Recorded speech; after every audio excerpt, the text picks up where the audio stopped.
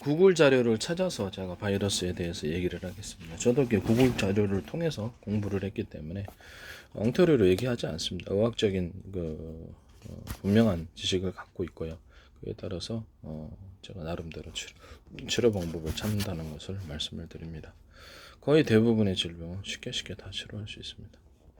사고가 나고 꿰매는 거 빼놓고는 분명한 지식을 갖고 있고 엉터리 지식을 전파하지 않습니다. 구글 자료를 찾아서 병원 자료를 찾아서 제가 제 의학적인 상식과 이론을 이렇게 전해드리겠습니다.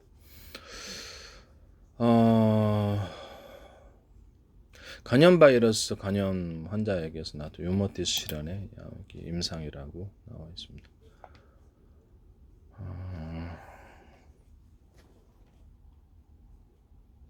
우리나라의 비형 간염 보균율이 정상, 이게 약간 오래된 자료 같기도 한데 정상의 14%, C형 감염, C형은 한 1.7% 정도 이렇게 해서 간염 바이러스가 병원 자료입니다. 인하대학교 의과대학 내과 학교실이죠.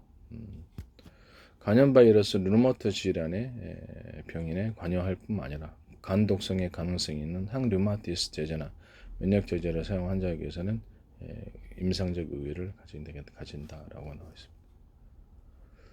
환자의 증상은 대개 다발성 관절염 형태로 나타났다. 간염과 관련해서 관절염 형태로 나타난다는 거죠. 그 중에 근육통과 피부 발병, 피부의 병변, 그러니까 피부병이 일어난다는 거죠.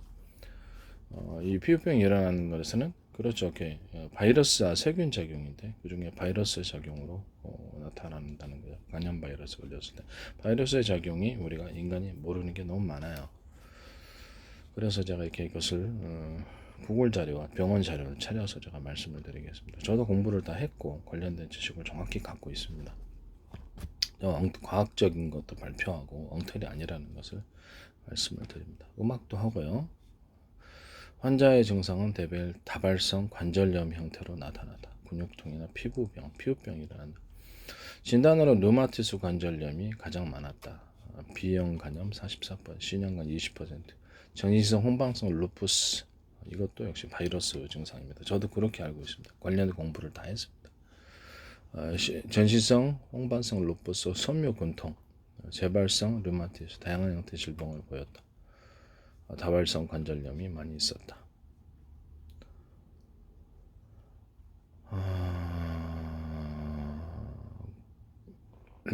스테로이드와 항류마티스 약물을 사용한 환자에서 오히려 증가가 일어났다라고 얘기를 합니다.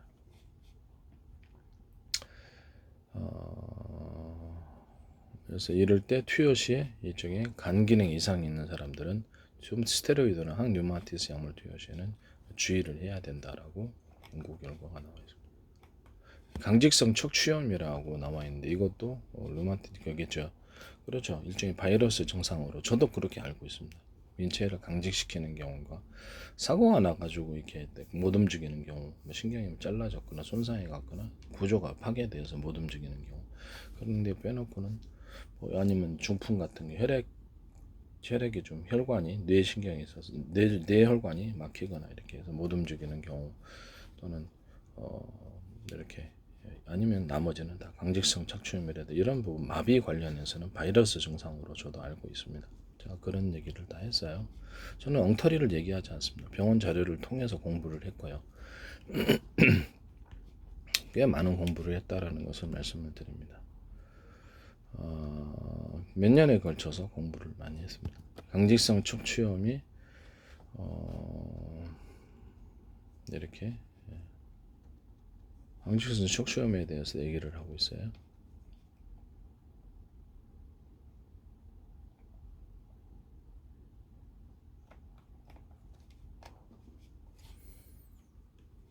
강직성 척추염과 바이러스의 증상에 대해서도 얘기를 하고 있습니다.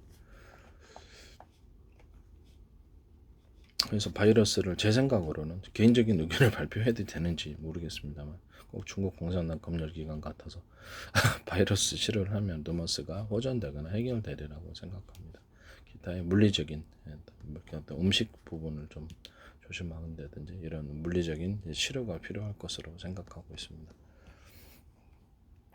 관절염이 그렇죠. 왼쪽 오른쪽 균형이 무너져서 한쪽은 지금 당겨지고 한쪽은 이렇게 약간 상대적으로 이완됐을 때 한쪽으로 몸이 많이 쓰이거나 그렇게 했을 때 거기서 관절염 증상이 나타날 수 있습니다. 무릎 같은데, 어깨 같은데. 저는 이제 그 허리를 수술하고 도수 치료로서 치료하기 때문에 이런 치료적 경험, 개인적인 견해입니다.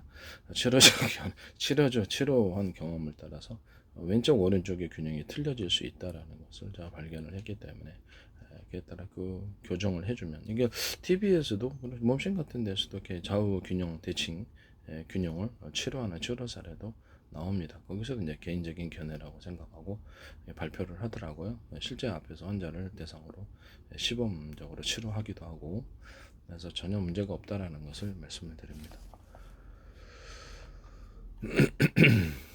병원 자료 찾아서 제가 말씀을 드리겠습니다. 그래서 저는 제가 알고 있는 지식에 대해서 이 병원 자료를 찾아가지고 정확한 지식을 여러분들에게 전달해 드리겠습니다.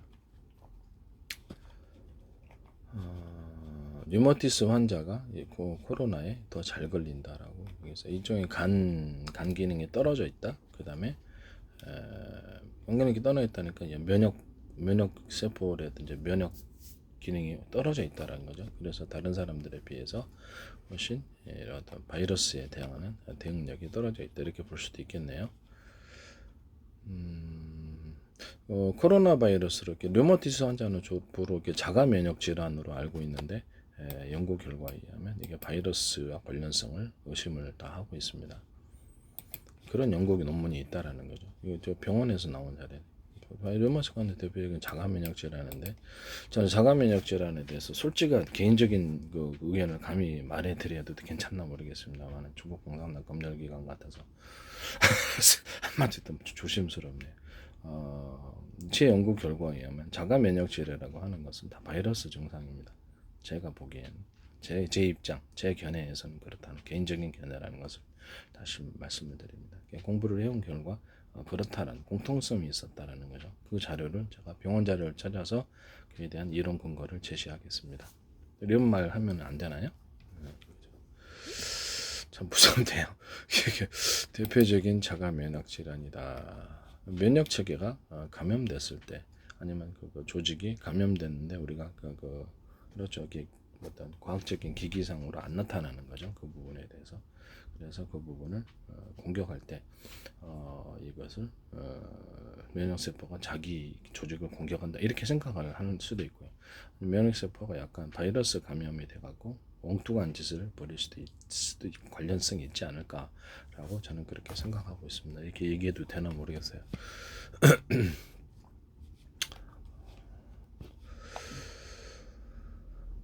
무슨 한마디를 말을 못하겠어요. 여기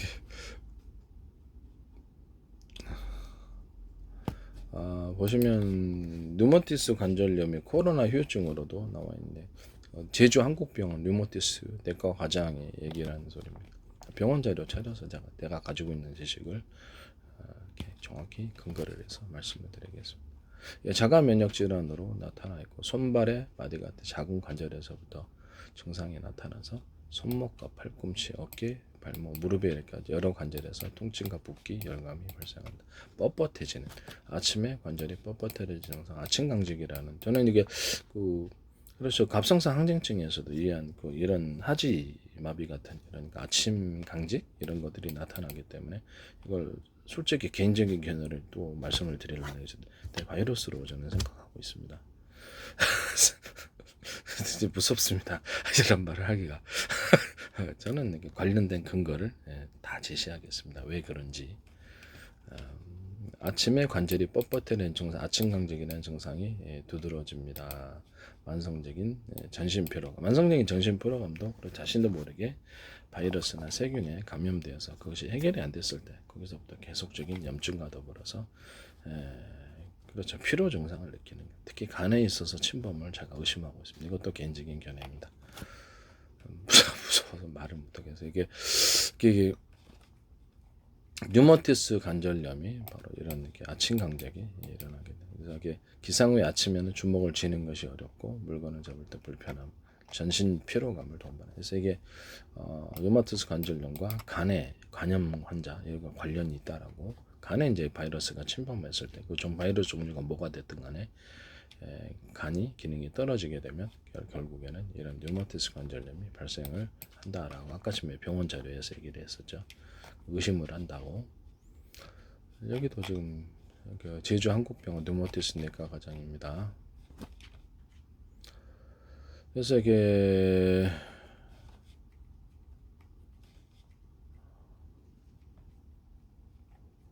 이 부분이 류마티스 관절염을 제대로 치료 안 했을 때 다른 관절 조직까지 파괴되고 변형되고요. 그다음에 다른 장기까지 염증 반응이 이렇게 확산이 된다는 거죠. 늑막염이나 심혈관계 질환, 치명적인 합병증 위험도 높아집니다.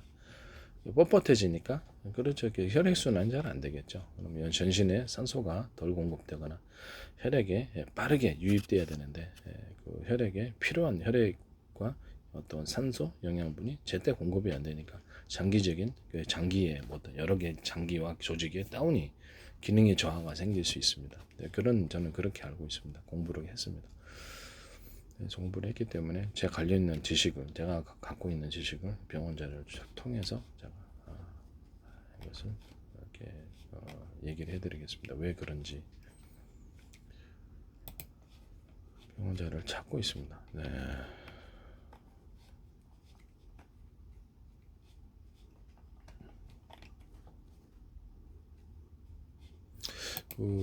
보면 르머스 관절염은 어떤 바이러스나 세균이 이런 증상을 발견하는지 아직 여기서 발견을 못했다고 합니다.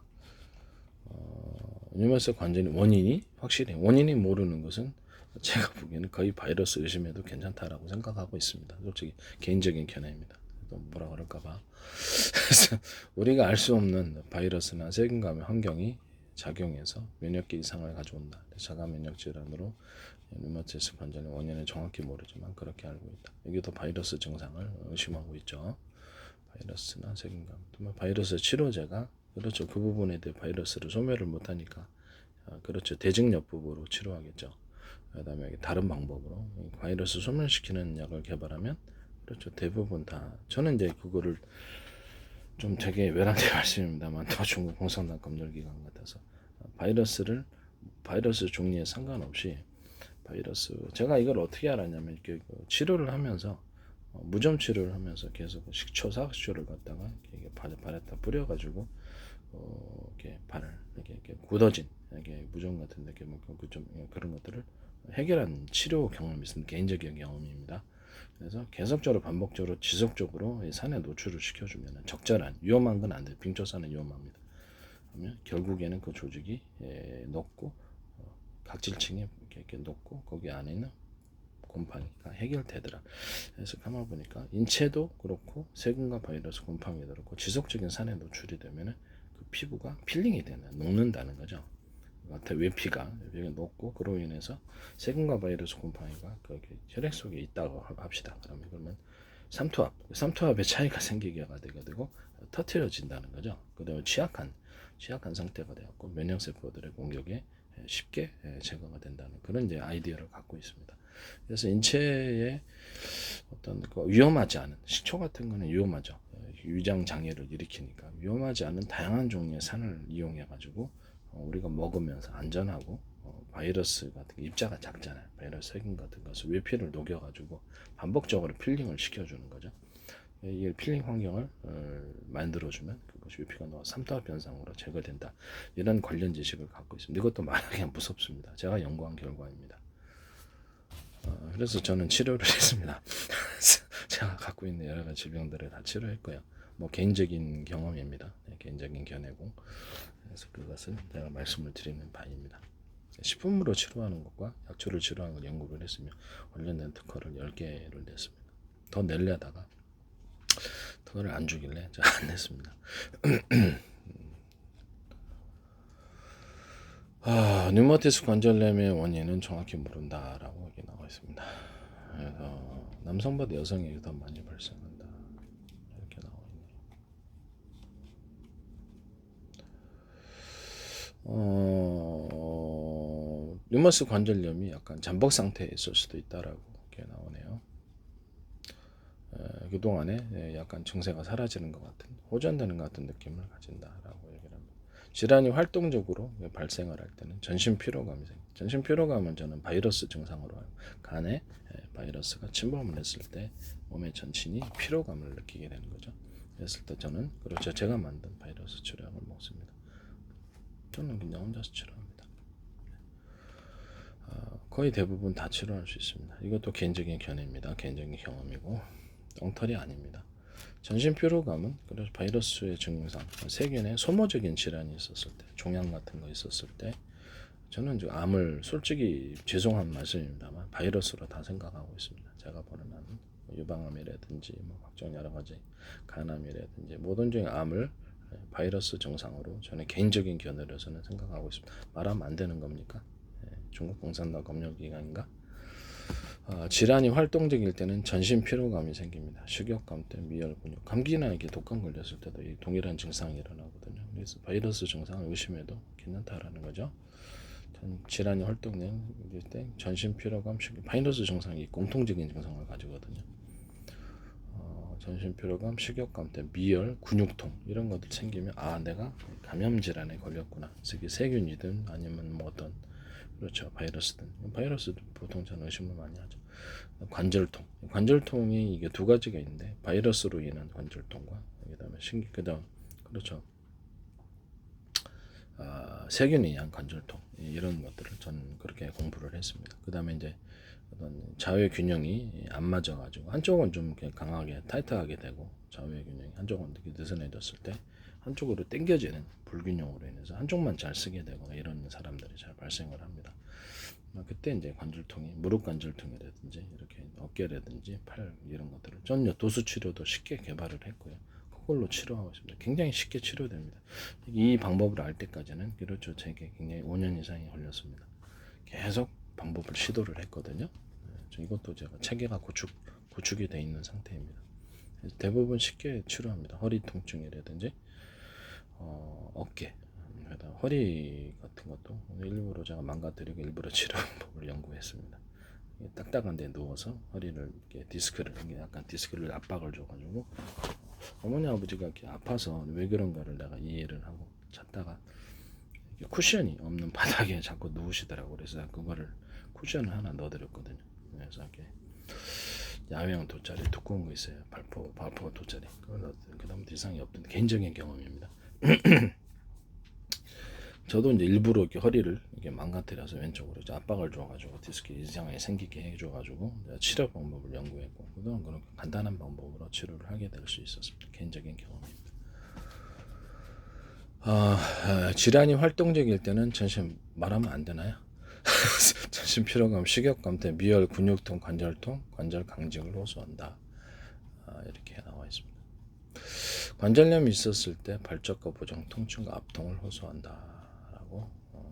활막의 염증으로 인해서 활막은 염증으로 두꺼워진다라고. 그러니까 더욱더 굳어지겠죠. 손과 손목 관절, 발 등 작은 관절이 흔히 아프다. 그래서 일상생활에서 문고리를 돌리거나 병마를 여는 것이 어려워요. 뻣뻣해지니까 아마 이게 부드러워야 되는데 이게 뚫리면 이렇게 부드럽게 되는데 이게 안 된다는 거죠. 뻣뻣해져 굳어갖고 이렇게 하게 돼 몸으로 이렇게 되는가 보죠.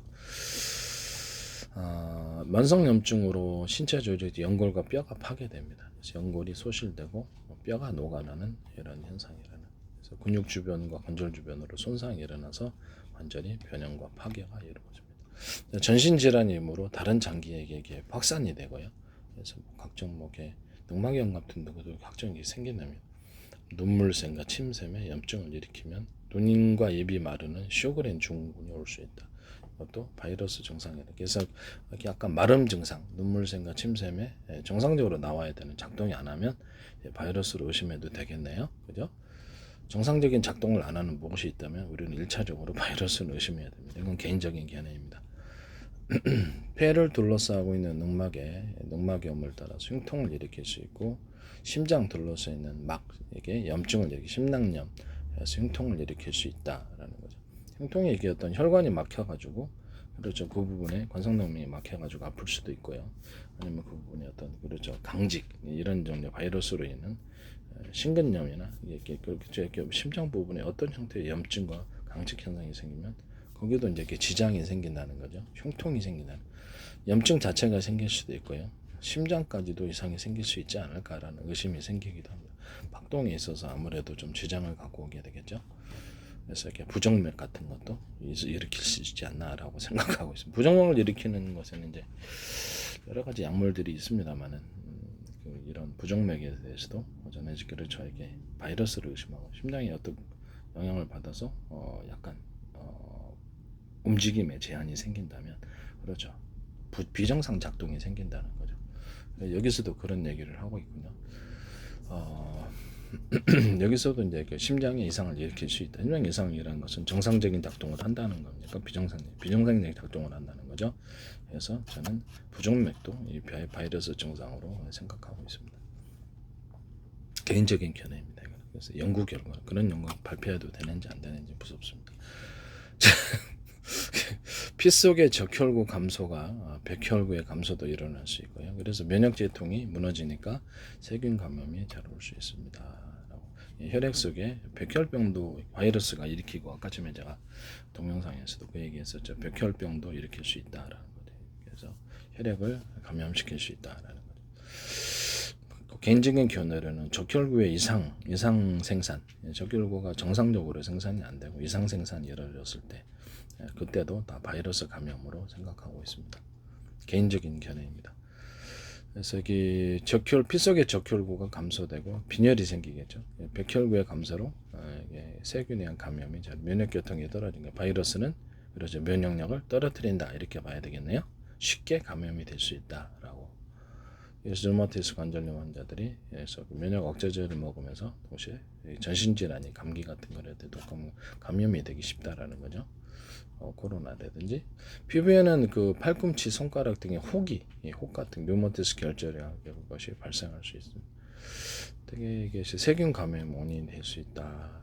혈관의 염증을 일으킨다는 거죠. 혈관에서 이게 터지겠습니까? 거기 이제 염증이 일으켜지면 그 조직이 헐어지게 되고요. 터지겠습니까? 안 터지겠습니까? 쉽게 출혈이 일어날 수 있죠.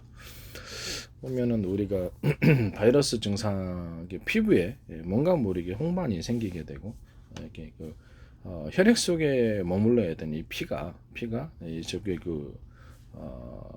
이렇게 피부 쪽으로 이렇게 나타나는 이런 증상에 대해서도 저는 그래서 이 사람이 좀 바이러스 증상이 걸리지 않았는가. 아니, 타박상으로 그럴 수도 있죠. 타박상 이렇게 막 때리면 여기서 이렇게 출혈이 생겨가지고 피부에 멍이 든다든지 이런 그렇죠. 출혈 증상이 이렇게 보이게 된단 말이에요. 그렇지만은 그것이 아닌 바에는 그렇죠. 혈관 자체가 비타민 C가 부족한다든지 아니면은 거기 바이러스 증상 또는 혈액에 어떤 지혈인자가 좀 부족해서 그래서 그 뭐라 그럴까 지혈인자가 부족해서 생기는 증상이 아닌가라고 그렇게 의심하고 있습니다. 이것을 제가 이제 위장 장애 뭐 생활 속에 술이라든지 각종 알코올 부분들 또 기타 다 식초라든지 이런 거 먹어서 위장 장애 생기는 물을 잘 안 먹어서 위장 장애가 생기는 위염, 유궤양, 십이장기양 이런 거 생길 때도 물론 식사 습관이라든지 이런 것과 관련이 있습니다. 먹는 것 관련이 있습니다만은 물을 잘 안 먹는 사람들 이런 관련이 있습니다만은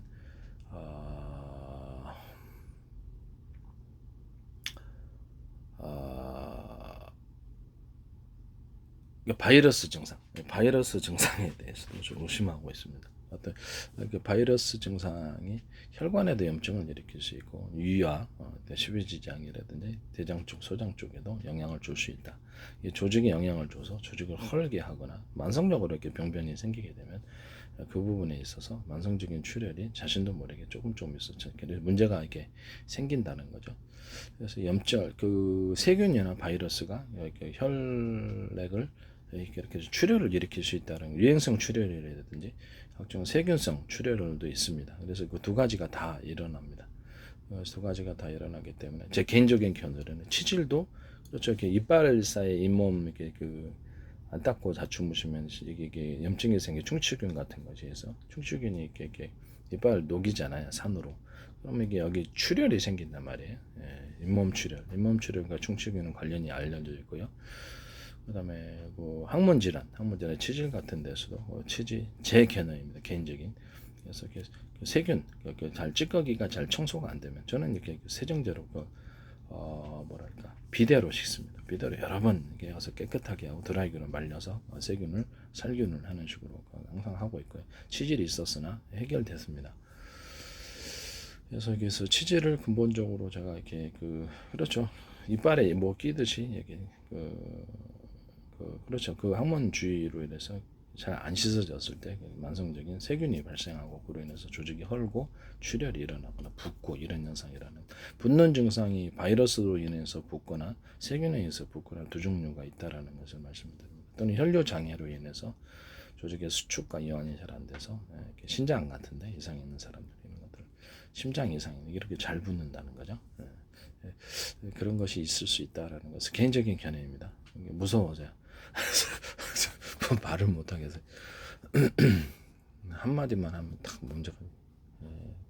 저는 이게 병원 자료를 가지고 제 지식을 그대로 엉터리가 아니라 공부를 많이 했다라는 것을 말씀드립니다. 병원 자료 찾아서 제 의견을 말씀을 드리죠.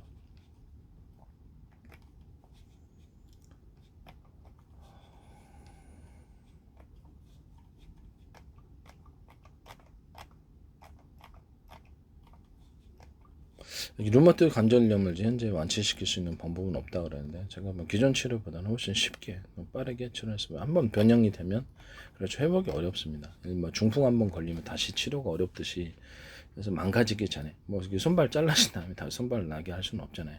그런 것처럼 한번 이게 류마티드 관절염에서 관절이 변형이 되면 회복한다는데 어려움이 있습니다.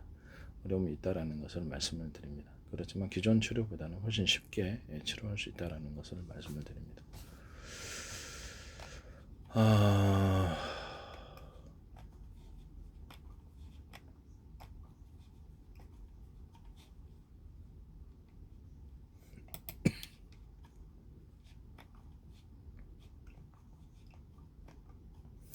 자, 계속해서 이렇게 발표를 해 나가겠습니다.